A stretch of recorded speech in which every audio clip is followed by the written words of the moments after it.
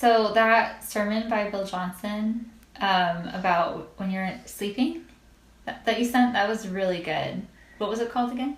I don't remember exactly what it was called, but it was about like the nighttime season and how important the nighttime season is. Yeah. And what was so cool about it is it totally transformed the way I think about sleep, because I always thought of it as being extremely kind of like insignificant, unless like, oh, if I had a dream from the Lord and then, oh, I'd have to interpret that dream and that'd be awesome.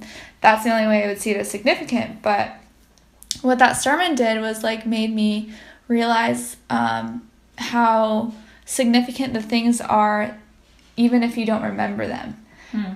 So how the Lord will actually minister to you in your sleep.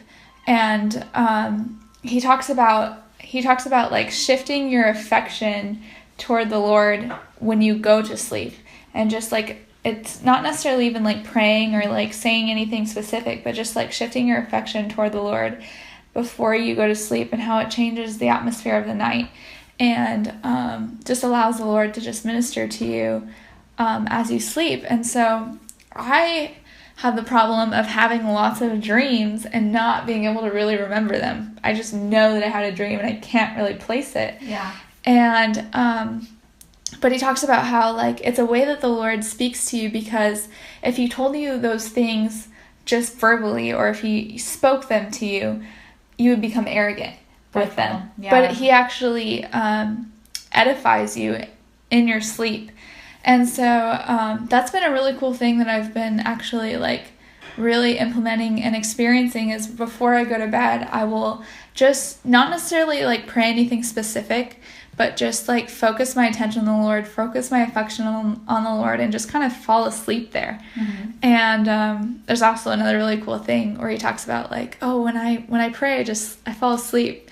And Bill Johnson says, well, I never got mad at any of my kids for falling asleep in my arms. Yeah. And so I love that too. So that kind of is cool. It's kind of that thing of just like falling asleep in the Lord's arms, just like with your affection on him, not having to say anything specific. And then I have dreams all throughout the night, and I'll actually wake up and I'll kind of remember them, but I'll fall back to sleep. And most of the time in the morning, I don't remember most of them. I'll remember maybe like one, and the Lord will speak to me about that one, but I wake up so edified. Like, for example, this morning, I just woke up with what I don't know how to describe other than it felt like an ironclad, like, peace. Like, if I get a text right in the morning, it'll normally give me anxiety. Like, that sound gives me anxiety if I wake up to it. Whereas my phone was going crazy, going off this morning, and it was almost like the more it went off, like, the more peace I felt. I just felt so much peace. That's cool. I really identified when he was talking about how like we start our day at night, because just like how, because my family's Jewish, like a lot of Jewish holidays start at night, right? They start at sundown, and how in Genesis it says like there was day and then there was night the first day. There's day, or sorry, I'm messing that up. There's night and then there's day the first day. There's night and then there's day the second day. So like God's clock starts with evening, which is weird. Right. It starts at sundown. And which is like completely illogical in my opinion. You know what I mean? Yeah. Like, so anyways, but it's cool because it's like it sets you up for your day. Absolutely. Like you start with God. But I've also noticed like for me, I have interesting issues with sleep, I guess. But I have lots of dreams and I remember them, and I have so many dreams that like I don't like to wake up because I like just want to keep dreaming. It's like watching a movie or something. And I also have oh, that was another funny thing where he's like, all you like non-morning people, like you thought you had a problem, but you really don't. Kind of thing. Like, that's me. Same. But I also have experienced like nightmares, like bad things, you know, occurring when we sleep. So I just think it goes to show that it's a very, very like spiritual point in time or realm or whatever you want to call that, which is kind of weird, but it's like almost like the nighttime, kind of subconscious, half awake, half asleep.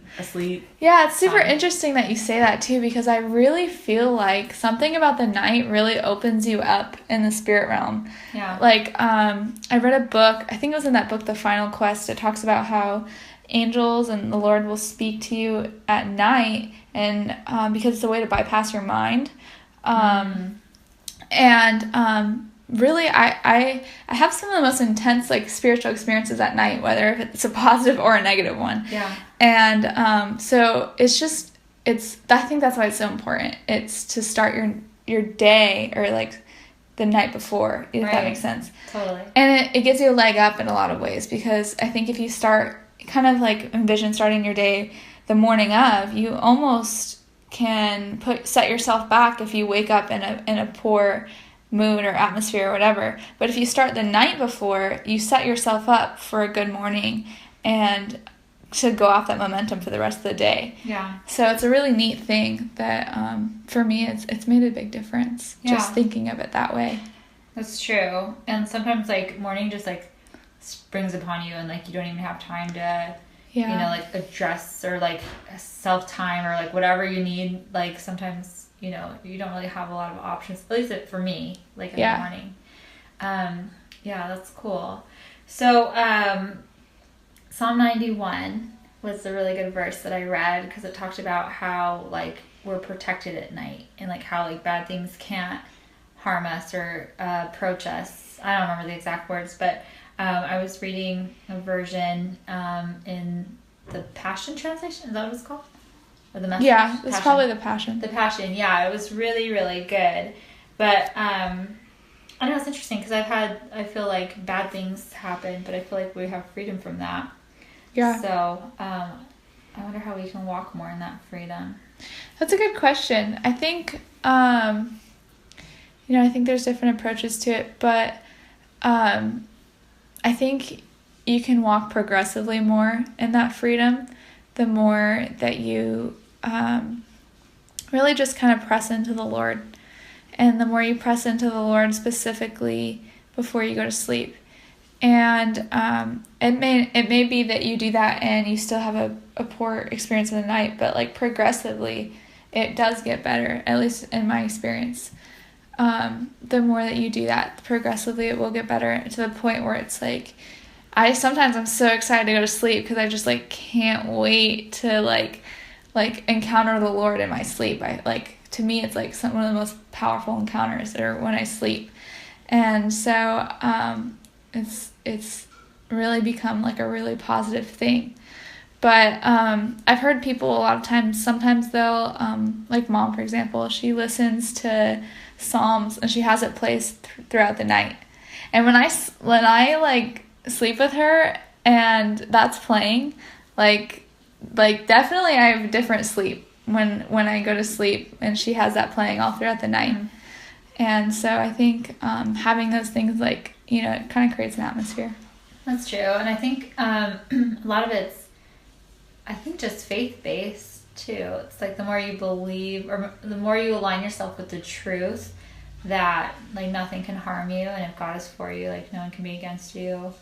I don't know if that plays a role too. It's like the more you line yourself up with truth, the less you're susceptible to lies. Yeah. I think the more you align yourself with truth, the more that it becomes like you actually, like your subconscious almost, like your spirit becomes more aligned. Yeah. Like, because sometimes you're reading, you don't feel like it's necessarily doing anything, or like you're trying to like get truth in you, but like it's, I think subconsciously it's aligning your spirit with truth. And that's why I think reading the Bible is so important, even when you don't like, you know, feel like you're really getting a lot out of it, or you don't remember it, because it really does do something to your spirit, even if your mind doesn't feel like stimulated. Well, same like with speaking in tongues, like like that's kind of faith-based. But even like what you're saying, like going to bed and like expecting to encounter God, but you're gonna have no memory of it, like that's all faith-based. Yeah. To believe that. Yeah. If you don't remember it, and you're not gonna, you know. Totally. See it.